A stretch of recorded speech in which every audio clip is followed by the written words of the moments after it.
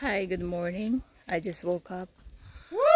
So we need to go early today home. It's Sunday today. Actually, meron akong sikretong sasabihin sa inyo that I originally bring a white dress para pagpunta namin sa sunflower farm. Maganda yung dress and this and that. So, ang nakalimutan ng senyora is ang kanyang bra. So, white yun. So, there's no way na i-wear ko yun na walang bra kasi meron siyang style na very plain sa harap. So, it's really not gonna work. Kasi yung outfit ko kahapon, yung pupunta ko dito, crop top siya. Hindi na kailangan ng bra. So, braless ang lola niyo doon. So, ang nakalimutan niya yung second outfit niya, no? Magaling. And then, ngayon, pupunta kami dun sa sunflower farm. So, hindi ko siya pwedeng ma-wear kasi very plain siya sa harap. So, ang ginawa ng lola niyo ay bandana. Ang outfit. Ang outfitin natin ngayon. Ayan. Hindi po talaga ako prepared para dyan. Thank you nga pala sa aking hairstylist. Kulot-kulutan ako ngayon. Kung sino ang hairstylist ko ngayon is that yung pamponi ko.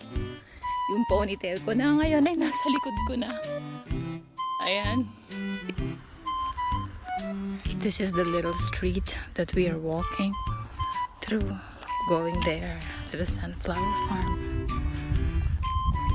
We really like to walk, especially in the morning.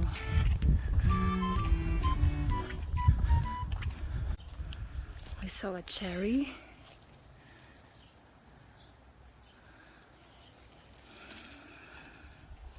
It's cute. These are apples, but they are not ready. Okay, so now we're going to cross the road, and as you can see, we reached the sunflower farm.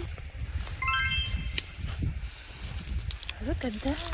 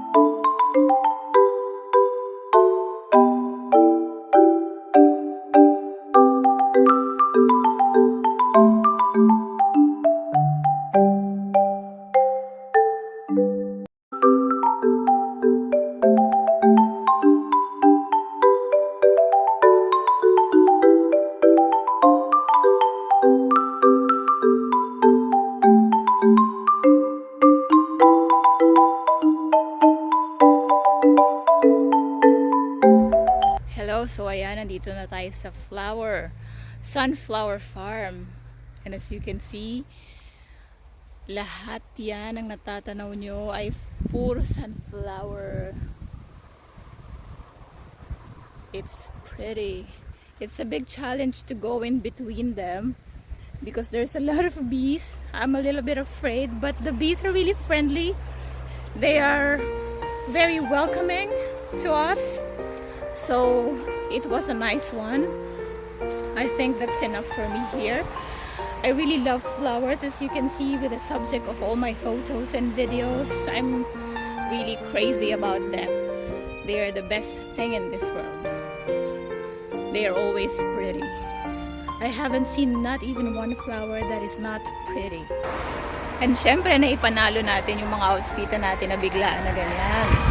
Kapag wala kang mga outfit, gumawa ka ng outfit. So, okay naman siya. Summer naman ngayon. So, walang kailaman dito. I really enjoy this day. Now I think we are ready to go back to the city because our original plan is to stay here for 2 days, but of course we extended in the rest house. So it's really a very good day for us, for two of us. We needed a break, a little bit of a break. Everyone needs a break.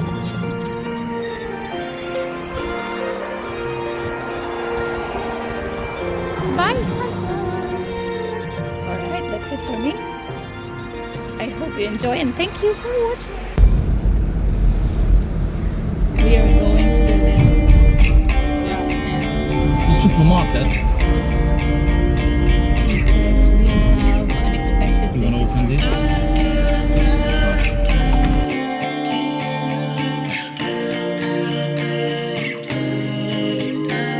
Work a midnight shift just to drive away to you.